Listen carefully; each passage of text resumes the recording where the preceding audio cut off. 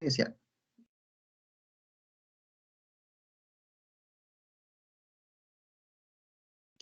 Muy bien, formalmente comenzamos, damas y caballeros. Sean bienvenidos al tema a desarrollar durante esta semana, siempre circunscrito dentro de la unidad 4, que es el mercado de bienes y el mercado de dinero, para efectos de ir dándole continuidad a los temas previos al desarrollo del examen parcial. Recordando un poco el contenido de la semana anterior, analizamos el modelo de Mundell-Fleming, que es una extensión del modelo ISLM, donde se endogeniza el sector externo, es decir, donde manejamos el vínculo de una economía con el exterior y por lo tanto se explican las diferentes repercusiones que las relaciones económicas internacionales ocasionan en el esquema de equilibrio macroeconómico de una economía. En esta semana vamos a revisar cómo es que sucede, cómo es que se suscita una mecánica de ajuste en las relaciones económicas internacionales. Es decir, seguimos agregando elementos al modelo que hemos visto anteriormente. Primero vimos lo que era el modelo ISLM, después exteriorizamos el modelo mediante el precepto del modelo Mundell-Fleming, donde incluimos el sector externo, y ahora vamos a profundizar la temática relativa al vínculo con el sector externo en el sentido de cómo es que se ajustan las relaciones económicas internacionales en un entorno de índole comercial y financiera.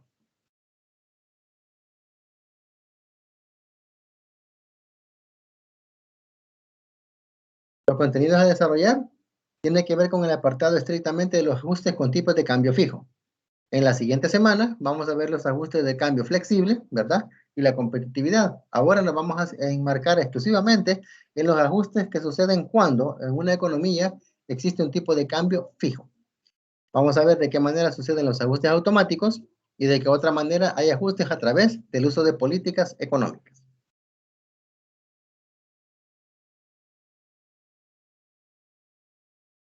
Las preguntas directrices son: ¿cómo opera la mecánica de ajuste en las relaciones económicas internacionales? También tenemos que preguntarnos cómo se debe gestionar esa mecánica de ajuste y cuáles son sus efectos en la balanza de pagos.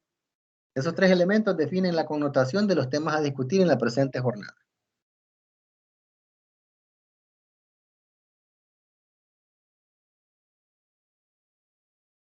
Básicamente, iniciamos indicando de que hay dos formas de ajustar un problema en la balanza de pagos. Primero, haciendo cambios en la política económica, ¿verdad? Que tiene que ver con la emisión o restricción de moneda por parte de la autoridad monetaria. Y segundo, por medio de mecanismos de ajuste automático, que es donde vamos a reforzar la teoría en el desarrollo de los temas de esta semana, que tiene que ver con el apartado de los mecanismos de ajuste automático. Dentro del apartado de los ajustes automáticos, la teoría indica que hay dos tipos, hay dos formas, dos mecanismos a través de los cuales se puede lograr ese ajuste. Los desequilibrios de la balanza de pagos afectan la oferta monetaria y con ello el gasto. Recordemos que dependiendo del nivel de dinero circulando en una economía, así es el nivel de gasto que hay en ella. Altos niveles de masa monetaria circulando, altos niveles de gasto y viceversa. Por otro lado, también tenemos que el desempleo afecta a los salarios y precios y por lo tanto la competitividad. Lo que habíamos hablado anteriormente cuando hablamos de la curva de Phillips y revisamos, ¿verdad? El apartado que había entre desempleo e inflación. Y tocábamos los temas de la competitividad y los efectos en salarios y precios. En cambio, las medidas económicas, es decir, cómo se hace un ajuste por medio de la participación directa de la autoridad monetaria, es a través de realizar cambios en la política monetaria y fiscal, además de la implementación de aranceles y de evaluaciones. Es decir, son mecanismos definidos por estrategia de acción concreta, basada en las competencias de la autoridad monetaria. Con precios fijos, que es el escenario que estamos montando ahorita, ¿verdad? Como recapitulaba hace un momento. Vimos el modelo ISLM, después lo exteriorizamos hacia la interacción con el extranjero mediante el modelo Mundell-Fleming y ahora estamos enfocándonos en esa interacción con el extranjero, basándonos en un enfoque de tipos de cambio fijo, ¿verdad? Ese es el escenario que estamos planteando. Entonces, con precios fijos y un tipo de cambio dado, o sea, un precio de la divisa ya establecido, el tipo cambiario real es también fijo, ¿verdad? Un dólar vale un dólar vale 8.75 de Colón y así se ha definido por ley. Entonces, Eso indica de que todo tiene una connotación de que el dólar está traducido a colón en la misma medida, indistintamente cómo se opera en la economía. La pregunta es, ¿qué efecto tiene la apertura de la economía en la curva de la demanda agregada? Lo que hemos hablado antes. ¿Qué efecto tiene en el nivel de demanda de bienes y servicios de un país cuando los inversionistas extranjeros introducen capitales en el país? Cuando nosotros exportamos más de lo que estamos comprándole al extranjero y otra serie de escenarios relativos a la participación extranjera en nuestro país. En la versión del modelo con una economía cerrada, recapitulando un poco lo que habíamos visto antes del modelo ISLM, la demanda agregada cae cuando sube el nivel de precios. Es decir, si las cosas son más caras y el ingreso se mantiene, la gente compra menos, ¿verdad? Porque precisamente el nivel de ingreso no aumenta. Precios mayores significan saldos reales más bajos, tasas de interés más altas y menor gasto. En una economía abierta, que es la que estamos revisando ahora, después de ver el modelo de Mander-Fleming, con un tipo de cambio fijo, un aumento en el nivel de precios aminora la demanda por otra causa. Es decir, no solo porque las cosas se vuelven más caras, sino que cuando nuestros bienes suben de precio, son menos competitivos frente a los bienes producidos en el extranjero. Vean ustedes, el escenario es distinto. Economía cerrada, economía abierta. Pero ¿qué sucede? El escenario que estamos planteando parte de la misma premisa, que es un elemento del nivel de precios en cuanto a un aumento, ¿verdad? Sube el nivel de precios, sube el nivel de precios. Entonces, cuando eso sucede en la economía cerrada, hay reducción en los saldos reales, aumento en la tasa de interés y menor gasto. Pero si a eso le sumamos la participación extranjera, también vemos que nos volvemos menos competitivos frente a los bienes producidos en el extranjero. Es decir, que el problema derivado del incremento de precios es dentro de la economía y hacia afuera de la misma. Porque en la economía abierta tenemos vínculo con el exterior y en la cerrada no. Pero siempre el incremento en el nivel de precios genera problemas en ambos escenarios. Dado el tipo de cambio, en una economía abierta, cuando suben los precios de los bienes producidos en el país, resultan más caros para los extranjeros. Y a nosotros sus bienes se nos hacen relativamente más baratos. ¿Por qué recalco relativamente? Porque en el caso, poniendo un ejemplo típico, si alguien desea comprar un vehículo de un productor directo, por ejemplo, aquí en el país se quiere comprar un vehículo producido en Japón, ¿verdad? Estaríamos hablando de que ese vehículo puesto acá tiene un valor. Pongamos un estimado, $25,000. Pero sucede que cuando vamos a pagar los $25,000, dependiendo cómo está el tipo de cambio de dólar a yen japonés, así vamos a ver si relativamente pagamos más o pagamos menos. Porque si el yen fuera más caro que el dinero que tenemos nosotros, del dólar, estaríamos pagando menos, estaríamos comprando lo más barato, entre comillas, ese vehículo, porque nuestra moneda vale menos que la extranjera. Pero si fuera al revés, si nuestro dinero valiera más que el yen japonés, pagáramos por un vehículo más caro, aunque sean los $25,000 lo que estamos hablando.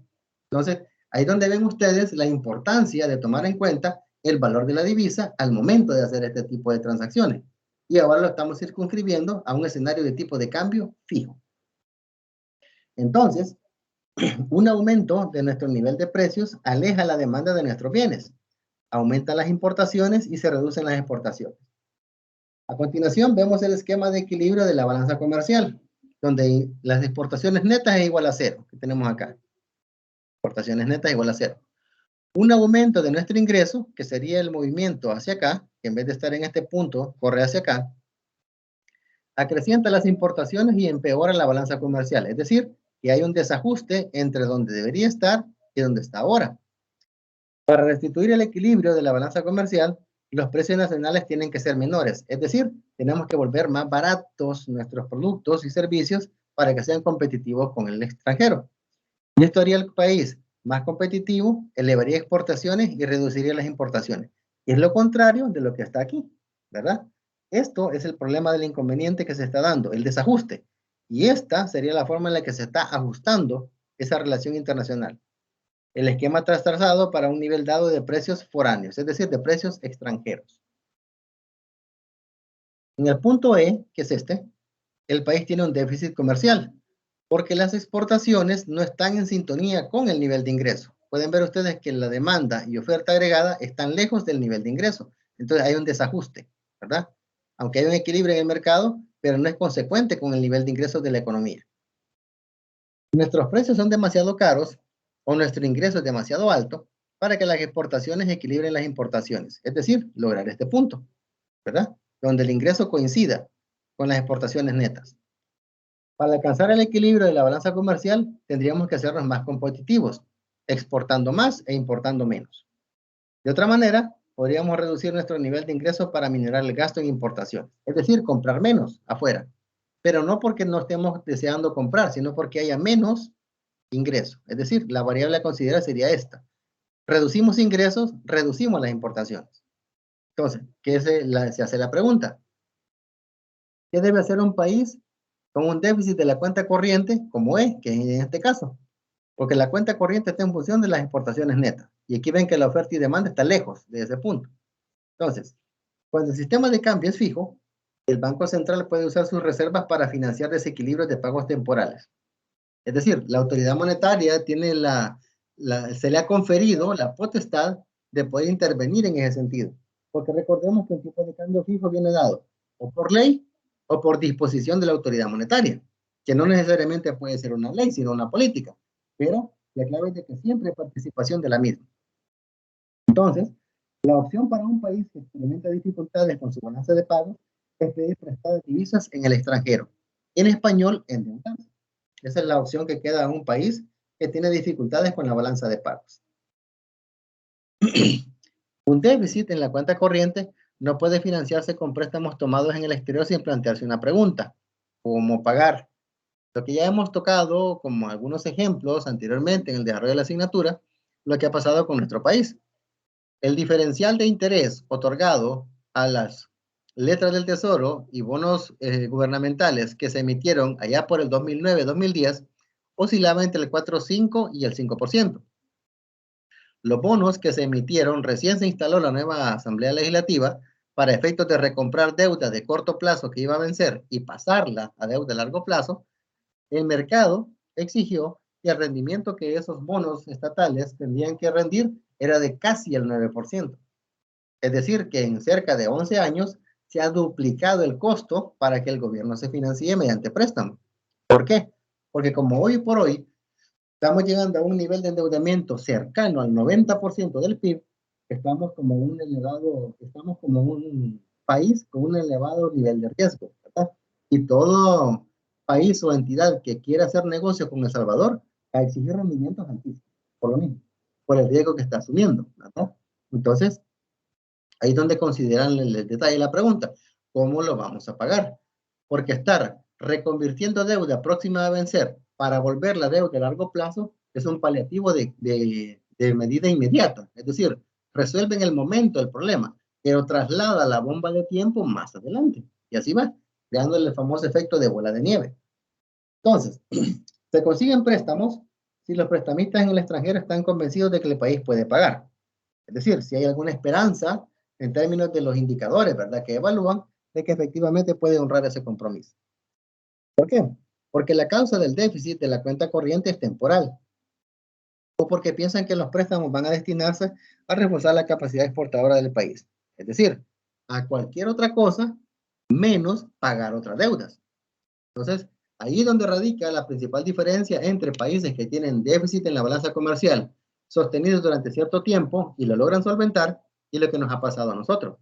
Nosotros podemos revisar en la información de los temas anteriores, ustedes son testigos en los videos que han subido, de que se ha caracterizado porque la balanza comercial y la balanza de cuenta corriente, la de cuenta corriente ha venido creciendo en términos de entrada de dinero considerando el uso de deuda, mientras que la comercial ha venido en déficit durante los últimos 10 años que hemos visto. Entonces, el déficit de la balanza comercial se financia con el incremento de la cuenta corriente a través del uso de deuda, pero ese uso de deuda tiene que ser pagado en algún momento. Por eso recalcamos el apartado este: ¿cómo se va a pagar? Ese es el verdadero desafío. Entonces, también pueden surgir problemas para pagar la deuda si el préstamo se usa para financiar gastos de consumo, lo que hemos dicho, ¿verdad? Que en vez de utilizarse para cubrir un déficit temporal o destinarlo a reforzar la capacidad exportadora del país, podemos tener el problema de que después no tengamos cómo pagar ni esa deuda ni las futuras. Entonces, eso se recalca porque es imposible mantener un déficit de la cuenta corriente por periodos largos o indefinidamente, que es lo que nos ha pasado a nosotros, ¿verdad? Como país, que los déficits en la cuenta corriente han sido financiados mediante la obtención de deuda. Y eso ha venido a paliar, a golpear terrible, de manera muy fuerte, las finanzas estatales. En ese caso, en el escenario que estamos planteando, la economía tiene que encontrar una manera de ajustar el déficit, es decir, eliminarlo o cuando menos reducirlo, que de hecho sería lo ideal en la realidad que estamos viviendo. Pero como recordemos que la autoridad monetaria no tiene incidencia, ¿verdad? Porque no es política monetaria, ya es una responsabilidad que compete directamente al gobierno central a través de la política fiscal, ¿verdad? Que ya hemos visto qué efectos tiene el uso de la política fiscal ante algunos desequilibrios. Recapitulando, el detalle del comportamiento de la gráfica que acabamos de ver. El punto E es un punto de desempleo, porque el equilibrio del mercado está lejos de los niveles de ingresos que se pueden generar. Previamente vamos a ver acá. El punto E está lejos de los niveles de ingresos de la economía. Es decir, que entre este punto y este, la brecha que hay significa que hay personas desempleadas, aquí, en este punto. Entonces, el proceso continúa hasta que se llega a ese punto. Cuando se llega al punto E', el país alcanza automáticamente un equilibrio de largo plazo, que sería este, el punto E', ¿verdad? Pasa de estar aquí a acá, porque coincide el detalle de ingreso con las exportaciones netas. Entonces, en el punto E, también el país ajusta automáticamente su déficit en la balanza de pagos. Se trata de un proceso de ajuste clásico, es decir, lo que los teóricos de la macroeconomía llaman un ajuste automático, ¿verdad? Que de forma casi instintiva el mercado hace sin la mayor participación de la autoridad monetaria. Entonces, eso consiste en ajustar precios de oferta y demanda monetaria basándose en la balanza comercial. Al paso del tiempo, el punto de equilibrio E de corto plazo baja conforme se desplazan los esquemas de oferta y demanda, que sería este. Este punto bajaría a este otro punto, E'. Los puntos de equilibrio de corto plazo se mueven en dirección del punto E'. Como la balanza comercial está equilibrada, es decir, no hay excedentes ni faltantes, y la igualdad de que balanza comercial más balanza de cuenta corriente es igual a 0 se cumple, no hay presiones sobre el tipo de cambio, es decir, el valor de la moneda se mantiene. No hace falta intervenir entonces en los mercados cambiarios, porque si el precio de la divisa no se ve afectado, no tiene ningún sentido de que se involucre la autoridad monetaria. No tiene sentido. Por los efectos secundarios, las políticas para restituir el equilibrio exterior deben combinarse con políticas para alcanzar pleno empleo. Es decir, aquí se vuelve más compleja la situación porque estamos hablando de qué. Además de las políticas que se utilizan para restituir el equilibrio externo, también deben combinarse otras que van buscando tratar de definir o solucionar algunos problemas de índole interna, en este caso el empleo. Las políticas para crear puestos de trabajo empeoran la balanza exterior y las políticas para generar excedentes comerciales afectan el empleo, ¿verdad? Así como en la curva de Phillips hay un intercambio entre inflación y desempleo, en el caso de este ajuste que se está pidiendo mediante la intervención de la autoridad monetaria, también hay un intercambio. Si creamos puestos de trabajo, empeoramos la balanza exterior, porque la plata que tenemos para poder comprarle al exterior se utiliza para otros fines, fomentando el trabajo en las empresas. Y por otro lado, las políticas para generar excedentes comerciales, es decir, aquello que se va orientado a mejorar la productividad, volver más competitivas las empresas, volver mejores precios y mejores productos de calidad, etcétera, afectan el empleo. ¿Por qué? Porque no necesariamente implican mejora en la mano de obra. Muchas veces la automatización, que es lo que logra economías de escala y permite que las empresas sean más competitivas en márgenes de precio, de costo y venta, muchas veces tienen acompañado el hecho de que se corta personal, de que se prescinde de recursos humanos, porque se deriva de un trabajo más automatizado. En general, es necesario combinar políticas de desviación del gasto, que desplazan la demanda entre bienes nacionales e importados, y políticas de reducción del gasto, o de aumento en su caso, con el fin de conseguir los dos objetivos del equilibrio interno y externo.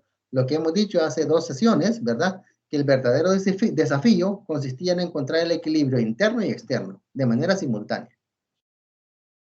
En esencia, los métodos para ajustar un déficit de la cuenta corriente serían: 1, imponiendo aranceles, es decir, cobrando impuestos, ¿verdad? O políticas de reducción del gasto agregado, reduciendo el detalle del consumo y fomentando más el uso del dinero para inversiones o para generar excedentes en el exterior. Cualquiera de esas dos. Entonces, el principal instrumento para enfrentar los déficits de la balanza de pagos es la devaluación. Recordemos que la devaluación es una herramienta que utiliza la autoridad monetaria para bajar el valor relativo, ¿verdad? El tipo de cambio de una divisa, que por lo común tiene que combinarse con políticas monetarias o fiscales restrictivas. Una revaluación es un incremento del precio de la divisa expresado en moneda nacional. Es decir, devaluación consiste en que nuestra moneda compra menos monedas extranjeras, ¿verdad? La moneda extranjera se hace más cara y la de nosotros más barata. Una devaluación aumenta el precio relativo de los bienes importados en el país, o sea, lo que nosotros compramos, ¿verdad? Al extranjero, y eso devalúa y reduce el precio de las exportaciones de este país. Básicamente, la devaluación es una política de desviación del gasto. ¿Cómo opera una devaluación? Empecemos por considerar el caso de un país que está en el punto E, la grafiqueta que tenemos aquí. Aquí estamos contando de que el total de ingresos generados cuando existe pleno empleo coincide con el equilibrio de la demanda y de la oferta agregada. Punto. Ahí estamos partiendo en el punto E. Sea una baja exógena, es decir, promovida por elementos externos de las ganancias por exportaciones, de modo que la recta NX igual 0 se mueva a la izquierda a NX'. Es decir, en vez de estar en este punto, derivado de un problema exógeno de las ganancias, esa curva cae hacia acá, se hace hacia la izquierda, ¿verdad? Más abajo. Cuando eso sucede, con la menor demanda de exportaciones y tipo de cambio, la producción baja. ¿Qué es la producción? Lo que estamos ofertando, ¿verdad? Como bienes y servicios.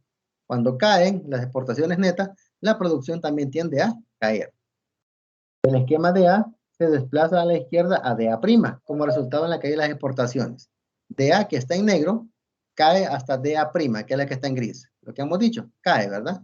El nivel de producción. El menor nivel de ingresos reduce las importaciones, aunque no tanto para compensar la pérdida de ingresos por exportación.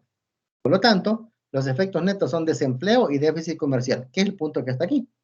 ¿Por qué es desempleo? Porque aquí está la gente trabajando en términos de lo que están disponibles las oportunidades de trabajo, pero el nivel de ingreso de la economía es este. Quiere decir que hay una brecha entre lo que se está generando como ingreso y la gente ocupada, que es este punto que está aquí. De lo que estamos hablando de desempleo. Y el déficit comercial tiene que ver con eso, ¿verdad? Porque no hay un equilibrio entre oferta y demanda, únicamente tenemos la demanda, que hay una caída aquí. ¿La alternativa cuál es? Que el país devalúe su moneda. Esto tiene la ventaja evidente que no requiere una recesión nada para realizarlo. El ajuste se hace de un plumazo, es decir, de manera prácticamente automática, devaluando la moneda. ¿Por qué se consigue entonces el ajuste con una devaluación? Dados los precios de los bienes de afuera, ¿verdad? Del extranjero, en términos de divisas, por ejemplo, los precios en yenes de los productos japoneses, una devaluación eleva el precio relativo de los bienes foráneos, lo que habíamos dicho, ¿verdad? No podíamos, porque nuestra moneda vale menos que la extranjera. Entonces, las importaciones bajan porque la gente no se motiva de estar comprando cosas caras afuera, pudiéndolas comprar adentro, que son más baratas, y las exportaciones aumentan, es decir, logramos vender más al extranjero porque nuestros productos son relativamente más baratos que los de otros países. Entonces, eso genera competitividad. El tipo de cambio es un instrumento de política económica.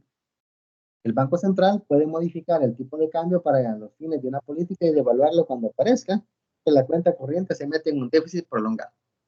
Lo que hemos recalcado a lo largo de la asignatura, como esa situación no puede ser tratada por la autoridad monetaria de nuestro país porque ya no tiene la potestad, ya no es una alternativa. Entonces, política monetaria no existe. Ese mecanismo no se puede utilizar. Para el caso de las actividades de la semana, En esta semana no tenemos actividad, ¿verdad? Porque no hay ninguna evaluación al respecto. Y las instrucciones son de que lea los contenidos de la semana 18, comprenda y se apropie de los contenidos complementarios, participar en la videoconferencia, hacer las consultas si las hubiera, y los contenidos de esta semana, que tiene que ver con los ajustes automáticos cuando existen tipos de cambio fijo, ¿verdad? Se van a vincular con los contenidos de la semana 19, es decir, los contenidos de la próxima semana, que tienen que ver con la competitividad y los tipos de cambio flexible. Para que se realice de esa manera, con los temas, perdón, de las 2 semanas vinculadas, la actividad evaluada del laboratorio 2 del cómputo 3. Es decir, hay que revisar la información de la presentación y recursos complementarios de esta y la otra semana para poder hacer correctamente la actividad evaluada del cómputo del laboratorio 2 de este cómputo. Como mencionábamos, en esta semana no será entrega de ninguna actividad y no existen instrumentos de evaluación. Los recursos complementarios son 3 videos y nuestro confiable Dorbush, ¿verdad? El libro digital, capítulo 20. Ajustes e interdependencias internacionales. Los videos son ventajas y desventajas del tipo de cambio fijo, que es lo que hemos visto en esta clase.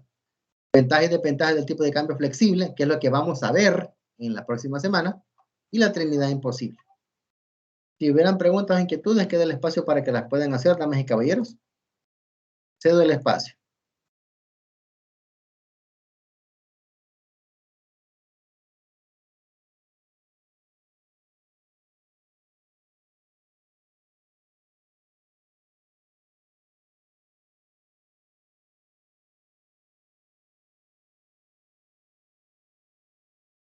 ¿Preguntas o inquietudes, jóvenes? O si hay claridad en lo que hemos platicado, me lo confirman, por favor. Una consulta, Lick. Dígame, Jairo. Hola, buenas tardes. Buenas tardes.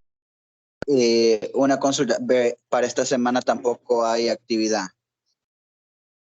Es correcto, para la semana 18 no hay. En la 17 tampoco hubo, ¿verdad? Entonces, en la 18 no hay, correcto. Sí, en la 18 no hay. Y en la 19, la actividad evaluada va a comprender los temas de la semana 18 y 19. Sí, eso es lo que le quería confirmar. No dije yo voy a hacer que esté viendo la misma de la semana pasada. Sí, no, para nada. Recordemos que en la semana 17 vimos el modelo de Mundell-Fleming. Ahora lo que estamos haciendo es ampliando el modelo, metiendo la mecánica de ajuste en relaciones internacionales. Y en la próxima semana vamos a ver los tipos de cambio flexible y la competitividad.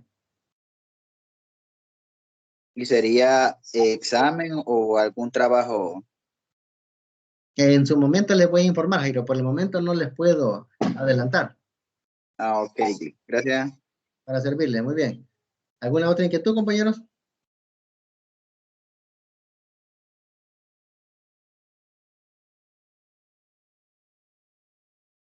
Creo que fue la única, Lick. Así parece, ok, muy bien. Si eso es así entonces, pues creo que ya podríamos dando ir por cerrada la jornada de ahora. Esperaría yo que si no hubiera inconvenientes, pues nos podríamos reunir la próxima semana, o si no, pues de haberlo, yo oportunamente les voy a subir el video para que ustedes lo puedan revisar. Pero por el momento nos quedaríamos hasta acá entonces, y si el Señor nos presta vida, pues estaríamos reuniéndonos dentro de 8 días, ¿verdad? Ha sido un gusto, compañeros. Nos vemos hasta la próxima. Gracias, Lick. Feliz noche.